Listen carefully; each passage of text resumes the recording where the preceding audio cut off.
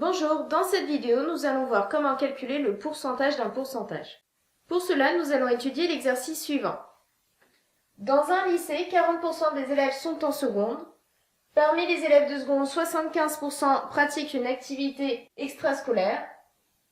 Et on va se poser la question, quelle est la proportion d'élèves du lycée qui sont en seconde et qui pratiquent une activité extrascolaire? Nous savons que 40% des élèves du lycée sont en seconde, donc on va représenter cela à l'aide d'un schéma. Donc nous avons ici l'ensemble des lycéens, et donc nous avons 40% des lycéens qui sont en seconde, et du coup 60% des lycéens qui ne sont pas en seconde.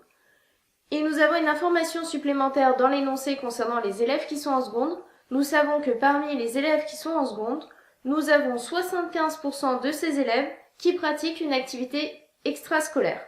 75% correspond aux 3/4 de 100%, comme nous pouvons le voir ici. 100%, lorsque nous le divisons en 4, ça fait 25%, 25%, 25% et 25%. Et nous constatons que 3 fois 25%, ça nous fait 75%. Et donc, c'est bien les 3/4 de 100%. J'ai représenté le fait que 75% des secondes pratiquaient une activité extrascolaire dans le schéma ici. Donc j'ai assuré les 3/4 de ce que j'avais assuré en bleu. Donc nous savions que la partie ici assurée en violet correspondait à 75% de la partie assurée en bleu. Et maintenant nous aimerions savoir, en fait, cette partie-là que j'ai assurée en violet, à quoi elle correspond par rapport à la population totale qui est celle des lycéens. Nous allons faire un récapitulatif des informations que nous avons dans l'énoncé. Donc nous avons 40% des élèves qui sont en seconde. Nous savons également que 75% des secondes pratiquent une activité extrascolaire. Or, nous venons de rappeler que les secondes, c'est 40% des lycéens. Donc finalement, les élèves qui sont en seconde et qui pratiquent une activité extrascolaire vont représenter 75% des 40% des lycéens. On le voit ici, hein. Finalement, cette partie assurée, en violet, par rapport à la totalité, va correspondre à 75%, c'est-à-dire les 3/4, des 40%.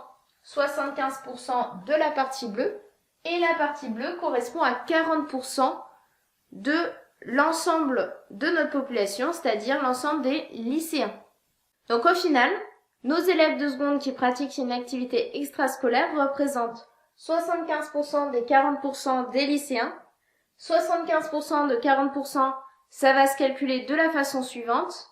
Alors 75%, cela peut s'écrire 75 sur 100. En effet, 75% c'est 75 divisé par 100. Et donc 75 divisé par 100, ça peut également s'écrire 0,75.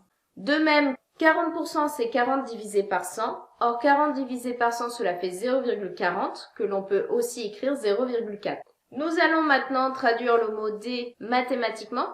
Donc, pour cela, il suffit de se rappeler que lorsqu'on veut calculer le triple de 10, on va faire 3 fois 10.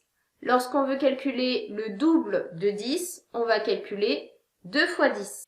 Donc, lorsqu'on veut calculer le triple d'un nombre, on va multiplier ce nombre par 3. Et lorsqu'on veut calculer le double d'un nombre, on va multiplier ce nombre par 2. Le mot D, ici, peut donc être remplacé par une multiplication.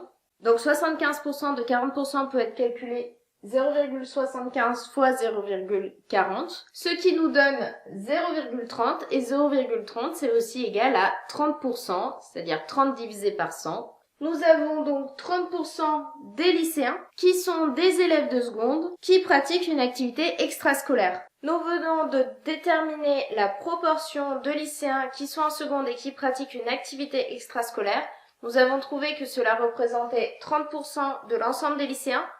Donc cette partie coloriée en verte représente en fait 30% de l'ensemble du carré.